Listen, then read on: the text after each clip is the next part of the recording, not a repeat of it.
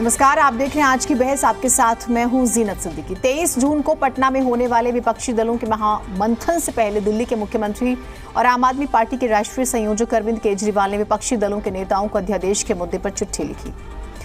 केजरीवाल ने विपक्ष को लिखी चिट्ठी में आग्रह किया है कि महाबैठक में केंद्र के अध्यादेश को राज्यसभा में हराने पर सबसे पहले चर्चा हो। उन्होंने लिखा, अध्यादेश लागू होने पर दिल्ली से जनतंत्र खत्म हो जाएगा। दिल्ली के बाद दूसरे राज्यों से जनतंत्र खत्म किया जाएगा। विपक्ष के नेताओं से मुलाकात के दौरान भी केजरीवाल कहते रहे हैं कि दिल्ली में ये जो अध्यादेश है सिर्फ प्रयोग है। उसके बाद दूसरे गैर बीजेपी शासित राज्यों में भी केंद्र ऐसे अध्यादेश लागू कर सकता है। केजरीवाल और आम आदमी पार्टी की ओर से लगातार विपक्षी दलों से अध्यादेश के खिलाफ समर्थन मांगा जा रहा है। अध्यादेश के मुद्दे पर आम आदमी पार्टी और अरविंद केजरीवाल विपक्षी दलों को एक करने की कोशिश कर रहे हैं। हालांकि इन सभी दलों में कांग्रेस का बहुत बड़ा रोल है, लेकिन कांग्रेस तो इस मुद्दे पर पत्ते ही नहीं खोल रही है। तो आज की चिट्ठी के बाद क्या मुख्यमंत्री अरविंद केजरीवाल ने कांग्रेस की टेंशन को बढ़ा दिया है? ये मूल प्रश्न है। क्या होगा 23 तारीख की बैठक में? समीकरण बनेंगे, नहीं बनेंगे? इस महाबैठक में जो महामंथन होगा उससे महाटेंशन फिर किसको होगी, यही जानने की कोशिश करें। तो अब तो हर राज्यपाल पूर्ण राज्यों के अंदर, क्या वेस्ट बंगाल, क्या केरल, क्या तमिलनाडु, क्या पंजाब, हर राज्य के अंदर राज्यपाल जो है गैर भाजपा मुख्यमंत्री के कामों में दखल दे रहा है, चुनी हुई सरकारों के काम को रोकने की कोशिश कर रहा है, कुल मिला के काम नहीं करने दे रहा। तो जो प्रयोग दिल्ली में अब हो रहा है अध्यादेश का, मुख्यमंत्री जी का ये मानना है और मुझे लगता है बिल्कुल सही है कि ये प्रयोग अन्य राज्यों में दोहराया जाएगा। और सब ने ये आश्वासन दिया कि वो दिल्ली की लोगों के हक के साथ खड़े हैं, दिल्ली की सरकार की शक्तियों के साथ खड़े हैं और हम सब लोगों को मिलके इस अध्यादेश को जो है राज्यसभा में रोकना पड़ेगा। तो 3 लोगों की कमेटी में सेंट्रल गवर्नमेंट के पास बहुमत है, तो चीफ मिनिस्टर का तो कोई मतलब ही नहीं हुआ। वो तो सारे डिसीजन उन्होंने ही करना है। तो फिर ये तो एक तरीके से लोकतंत्र का मजाक है। इस तरह से जो जनता 5 साल में जाके वोट डालती है, एक पार्टी को चुनती है, एक विधायक को चुनती है, एक चीफ मिनिस्टर को चुनती है कि भाई ये गवर्नेंस करेंगे। अगर वो गवर्नेंस नहीं करेंगे तो 5 साल बाद उनको हटा दिया जाएगा।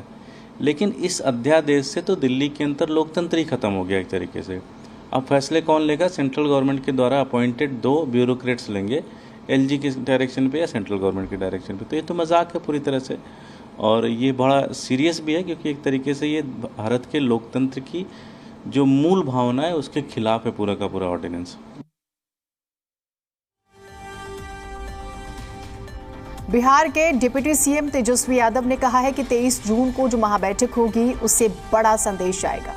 उधर केजरीवाल केंद्र के अध्यादेश के खिलाफ कांग्रेस से भी समर्थन मांग रहे हैं, लेकिन कांग्रेस रुख साफ ही नहीं कर रही। हालांकि कांग्रेस के संगठन महासचिव केसी वेणुगोपाल ने 2024 लोकसभा चुनाव को लेकर विपक्षी एकता को जरूरी बताया है। अब जब आप जरूरी बता रहे हैं तो जिस पार्टी के पास पंजाब है और दिल्ली है, लोकसभा की 20 सीटें हैं, आप उस हिसाब से भी देखें। हालांकि नहीं है आम आदमी पार्टी के पास, लेकिन 2 स्टेट्स में सरकार है, उसके लिए आप अपनी तस्वीर साफ नहीं कर रहे हैं। सारे विपक्ष के जितने बड़े नेता हैं वो सब लोग पटना आ रहे हैं, और पटना आप जानते हैं ज्ञान की भूमि रही है, और वहाँ से इमरजेंसी से लेकर के सारे आंदोलन, जेपी मूवमेंट सब चला है। तो बदलाव जो है वहाँ से हमेशा दिखने को मिला है। क्या ये आप लोटस ऑपरेशन जो चल रहा था, बिहार ने ही जो है ब्रेक लगाने का काम किया, जो वो और राज्यों में कर रहे थे उल्टा ठीक जो है हम लोगों ने उनको सबक सिखाया। 2024 माने कि कहीं ना कहीं इसको शिकस्त दे पाएंगे बीजेपी को? बीजेपी है कहाँ, बताओ ना, गिनाओ कौन से राज्य में है बीजेपी? हरियाणा तो इस बार आने वाली है नहीं, दक्षिण भारत से गायब ही है, बंगाल में नहीं है, झारखंड में नहीं है, बिहार में नहीं है, ना मध्य प्रदेश आना है। मध्य प्रदेश और महाराष्ट्र में आई तो बेईमानी और चोरी चाहिए, तो है कहाँ? सेंटर की बात कर रहे थे तेजस्वी जी, किसको लीडर बनाना चाहेंगे आप? अभी तो पहले बैठ रहे हैं सब लोग, है ना, बैठेंगे सब चीजों पे बात। 23rd meeting really an initial step for building unity on the opposition side to fight against the BJP regime on 2024. This is what we are expecting. 23rd is the good beginning. Is going to be a good beginning for opposition unity. उधर केंद्रीय मंत्री हरदीप सिंह पुरी केंद्र के अध्यादेश के संसद में पास होने को लेकर पूरी तरह से आश्वस्त नजर आ रहे हैं। हरदीप सिंह पुरी ने आम आदमी पार्टी और कांग्रेस दोनों ही पार्टियों को निशाने पर लिया। दिल्ली में सुप्रीम कोर्ट का फैसला आया, आपकी सरकार कैबिनेट ने ऑर्डिनेंस लाया।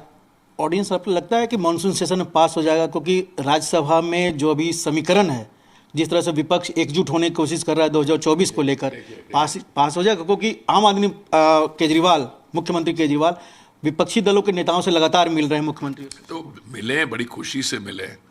विपक्षी दलों में एक विपक्षी दल है कांग्रेस, वो कहते हैं कि इस आदमी के हाथ में ये पावर्स देनी ही नहीं चाहिए, क्योंकि उनका तो तजुर्बा हो चुका है उनके साथ। इनको आप पावर दोगे, अगर पावर दोगे भी, इनके इशारों पे अधिकारी नहीं चलते हैं और उनके कोई रिश्तेदार हों वहाँ पे पंजाब में, उनके खिलाफ कार्रवाई शुरू करते। सरकार को इसके बारे में कोई चिंता नहीं है। कई पार्टीज जो हैं इनके साथ नहीं मिलेंगे, और बाकी भी आप बिल्कुल कॉन्फिडेंट रहिए, और हम तो कॉन्फिडेंट है बिल्कुल।